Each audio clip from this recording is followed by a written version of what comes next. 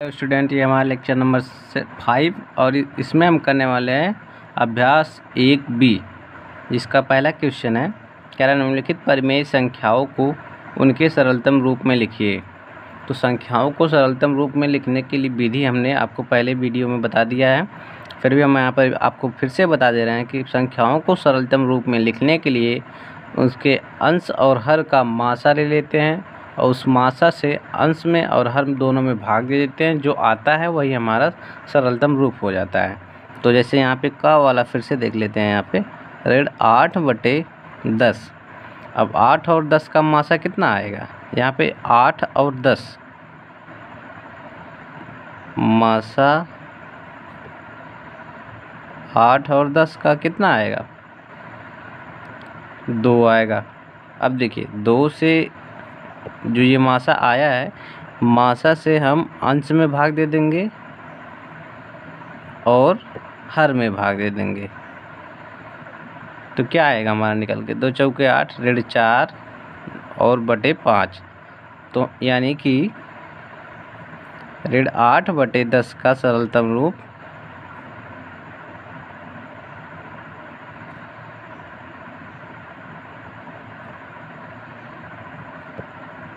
Red 4/5 है। इसी तरह हम ख वाला भी देख लेते हैं। ख वाले में देखिए, ख वाला है 15/20। अब 15/20 है, इसको हमको सरलतम रूप में लिखना है। तो सरलतम रूप में लिखने के लिए 15 और 20 का मासा कितना आएगा? मासा बराबर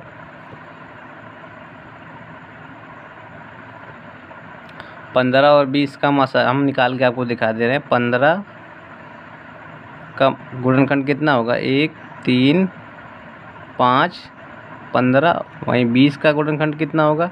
1 2 4 से भी कट जाएगी 4, 5 से भी कट जाएगी 5, फिर 6 से नहीं कटेगी, 7 से भी नहीं कटेगी, 8 से 9 से नहीं कटेगी, 10 से 10 दूना 20 कट जाएगी, फिर 20 से। अब देखिए यहाँ पे जो उभयनिष्ठ ये 5 और ये 1 और 1 और 5 में सबसे बड़ी संख्या कौन सी है? 5 है। तो जाहिर सी बात इसका मासा जो आएगा हमारा वो 5 आएगा।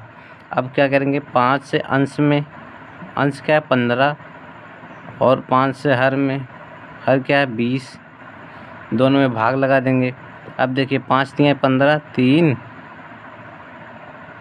3 बटे 5 चौके 20, 4 आ गया। यानी कि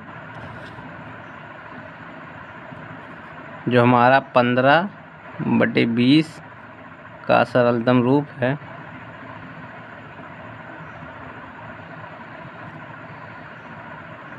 कितना है? 3/4।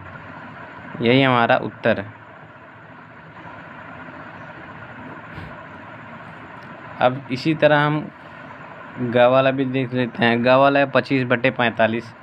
अब 25/45 को सॉल्व करते हैं। देखिए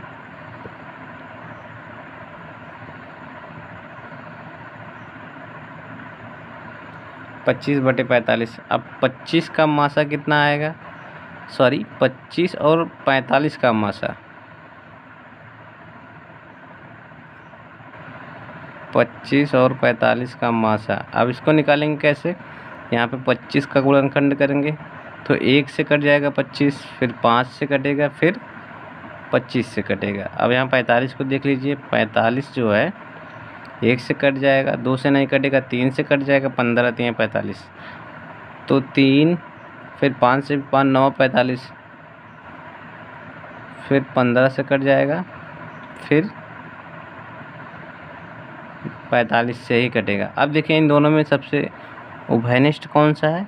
उभयनिष्ठ 1 है और उभयनिष्ठ इसमें 5 है। अब जो उभयनिष्ठ आए इन दोनों संख्याओं में कौन सबसे बड़ी है? 5 है। इसका मतलब इसका मासा कितना है? 5।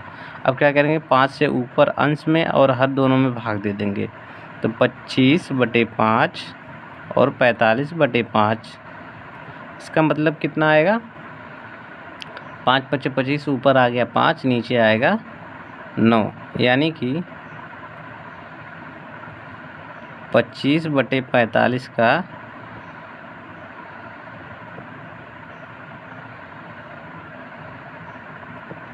सरलतम रूप कितना है? 5/9। यही हमारा उत्तर है। अब इसी तरह हम घा वाला भी देख लेते हैं। घा वाला क्या कह रहा है? घा वाला है ऋण 14/17। ऋण 14/17 को इसको सॉल्व करते हैं। अब देखिए इसमें क्या करेंगे, इसमें हम ऋण 14 का निरपेक्ष मान कितना होता है? 14 होता है। और 14 का गुणनखंड कितना होता है? 1, 2, 2 से कट जाएगा, 3 से नहीं कटेगा, 4 से भी नहीं कटेगा, 7 से कट जाएगा, फिर 14 से कटेगा। अब यहाँ पे देखिए 17 जो है 1 से कटेगा और फिर 17 से ही कटेगा। इसका मतलब इसका जो उभयनिष्ठ निकल के आ गया, एक केवल एक आया। इसका मासा कितना आ गया? मासा कितना निकल के आया? 1। तो हम क्या करेंगे, 1 से अंश और हर दोनों में भाग दे देंगे। 1/17/1। अब देखिए 14 में जब 1 से भाग देंगे तो 14 ही आएगा, और 17 में जब 1 से भाग देंगे तो 17 आया। इसका मतलब ये हुआ ऋण 14/17 का सरलतम रूप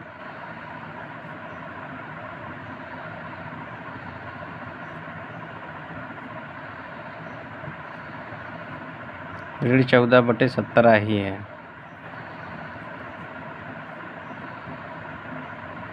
यही हमारा उत्तर है। अब देखिए क्वेश्चन नंबर 2, क्या संकेतों बराबर और बराबर नहीं है में से चुनकर एक स्थानों की पूर्ति कीजिए। मतलब हमको दिखाना है कि ऋण 4/5 ऋण 5/7 बराबर है कि नहीं। तो बराबर के लिए हमने आपको इसके पहले वाले वीडियो में 2 कंडीशन समझाई थी। क्या थी वो कंडीशन? इन दोनों संख्याओं का गुणा करेंगे और इसके बाद इन दोनों संख्याओं का गुणा करेंगे। अगर दोनों संख्याएं आपस में बराबर हो गई तो इसका मतलब वो दोनों संख्याएं परिमेय संख्या आपस में बराबर होगी। तो देखिए इसका गुणा इसमें करेंगे, ऋण 4 × 7 बराबर होगा 5 × ऋण 5। अब देखिए यहाँ पे 7 × 4 = 28 ऋण 28, 5 × 5 = 25 ऋण 25। ऋण 25 और ऋण 28 आपस में बराबर है कि नहीं है? नहीं है, जाहिर सी बात नहीं है। इसके बाद अगर ये संख्याएं आपस में बराबर नहीं है तो ये दोनों परिमेय संख्याएं आपस में बराबर नहीं होंगी। अब देखिए इसको करते हैं 11 में। अब देखिए ये 7/11 है और ऋण 7/11 है। कह रहा है ये दोनों संख्या आपस में बराबर हैं कि नहीं है। तो आपको दिखाने के लिए हम क्या करेंगे, 7 का गुणा इस 11 में करेंगे। 7 का गुणा इस 11 में करेंगे तो कितना हो जाएगा? 7 × 11 बराबर, फिर यहाँ पे ऋण 11 को गुणा ऋण 7 में करेंगे तो ऋण 11 का गुणा ऋण 7 में करेंगे तो क्या हो जाएगा? अब देखिए 11 × 7 = 77। अब यहाँ पे देखिए plus into minus into minus कितना हो जाता है? प्लस, और 11 × 7 = 77। तो प्लस को हम नहीं लिख रहे हैं। अब देखिए 77 बराबर 77, इसका मतलब ये दोनों संख्या आपस में बराबर है। इसका मतलब हुआ ये दोनों परिमेय संख्याएं आपस में बराबर होंगी। तो यहाँ पे हम कैसा साइन लगाएंगे? ये वाला। अब देखिए इसमें क्या करेंगे, इसका गुणा इसमें करेंगे तो कितना हो जाएगा? ऋण 8 × ऋण 4 बराबर 5 × ऋण 7। अब देखिए 8 × 4 = 32 और माइनस इंटू माइनस कितना हो जाएगा? प्लस। तो 32, 7 × 5 = 35। अब यहाँ माइनस इंटू प्लस कितना हो जाएगा? माइनस। अब देखिए 32 और ऋण 35 आपस में बराबर है? नहीं, बराबर नहीं है। इसका मतलब ये संख्याएं भी आपस में बराबर नहीं होंगी। अब देखिए इसको सॉल्व करते हैं। 14 का गुणा 16 में कर देंगे। 16 का गुणा 14 में करिए, 14 का गुणा 16 में करिए बराबर ऋण 21 गुणे ऋण 16 बराबर। अब देखिए क्या ये दोनों संख्या आपस में बराबर हैं, हम गुणा करके देखते हैं। तो गुणा करने पे आता है, गुणा करने पर आएगा 224 और 366। अब देखिए 224 और 366 आपस में बराबर है, नहीं है। इसका मतलब ये दोनों परिमेय संख्याएं आपस में बराबर नहीं होंगी। तो क्वेश्चन नंबर इसी क्वेश्चन के साथ कंप्लीट हो गया क्वेश्चन नंबर 2। अब बढ़ते हैं क्वेश्चन नंबर 3 की तरफ। तो क्वेश्चन नंबर 3 क्या कह रहा है उसको देखते हैं। अब देखिए क्वेश्चन नंबर 3 क्या कह रहा है, निम्नांकित परिमेय संख्याओं के जोड़ों में कौन सी संख्या असमान है। इसमें कह रहा है कौन सी संख्या असमान है। तो असमान के लिए हम क्या करेंगे, देखिए ऋण 9/12, ऋण 9/12 और 8/12 है। अब देखिए अगर यहाँ से -1 और -1 यहाँ से मल्टीप्लाई कर दो तो ये संख्या कैसी बन जाएगी, ऋण 8/12। तो इसका मतलब हुआ ऋण 9/12 और ऋण 8/12। अगर किसी भी संख्या का हर समान है तो जिस संख्या के अंश बड़ा होगा वही संख्या बड़ी होती है। तो इसमें कौन सी संख्या है, ऋण 8 जो है इसमें बड़ी संख्या है। इसका मतलब ये दोनों संख्याएं आपस में बराबर नहीं हैं। सीधा सा मतलब है, अगर ये दोनों संख्याओं का हर समान है, इन दोनों संख्याओं का अगर हर समान है और हर असमान है तो वो संख्याएं कभी भी आपस में बराबर नहीं हो सकती, असमान होती हैं हमेशा। तो यहाँ पे लिखेंगे अतः दोनों संख्याएं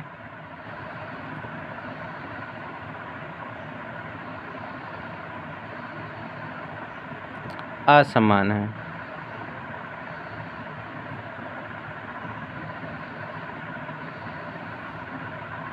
अब इसी तरह खा वाला करेंगे। खा वाले में क्या कह रहा है, देखिए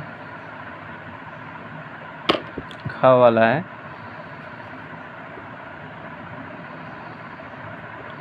खा वाले में बोल रहा है ऋण 15/45 और 16/48 कह रहा है। इसमें संख्याओं को हमको असमान दिखाना। अब देखिए यहाँ पे क्या कह रहा है, अगर इन संख्याओं को हम सरल करें, ध्यान से देखिए 15 से यहाँ पे 15 से एक बार कट जाएगा, 15×3 = 45 और फिर यहाँ पे 16 का नाम 16, 16×3 = 48। इसका मतलब ऋण 1/3 और यहाँ पे 1/3। अगर इसमें ऋण 1 से ऊपर और ऋण 1 से नीचे गुणा कर दे तो ये कैसी संख्या बन जाएगी, ऋण 1/3। यहाँ पे माइनस का गुणा माइनस में करेंगे तो ये प्लस हो जाएगा और 1 का गुणा 3 में करेंगे तो ये 3 हो जाएगा। इसका मतलब ऋण 1/3 और ऋण 1/3 ये दोनों संख्याएं आपस में समान हो गई।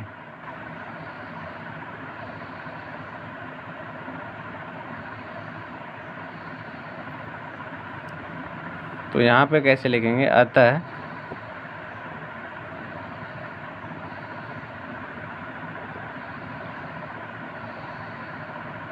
ऋण 15/45 और 16/48 असमान नहीं है। अब इसी तरह गा वाला करेंगे। तो गा वाला है हमारा ऋण 7/21 और ऋण 3/9। अब देखिए इसमें क्या करेंगे, ऋण 7/21 को हम लिख सकते हैं 7 × 7, 7 × 21। इसको ऋण 1/3 लिख सकते हैं। यहाँ से अगर ऊपर -1 से और नीचे -1 से गुणा कर दें तो ये हो जाएगा 1/3। अब इसी तरह हम 3/9 को कैसे लिख देंगे, 3 × 9 3, 3 × 3 = 9। यहाँ पे इसको लिख देंगे 1/3। अब देखिए इसका जो सरलतम रूप है 1/3 आ रहा है, इसका भी सरलतम रूप जो है 1/3 है। इसका मतलब दोनों संख्याएं समान है, तो हमको असमान दिखाना था, इसीलिए ये दोनों संख्याएं असमान नहीं है, क्योंकि इसका सरलतम रूप इसका सरलतम दोनों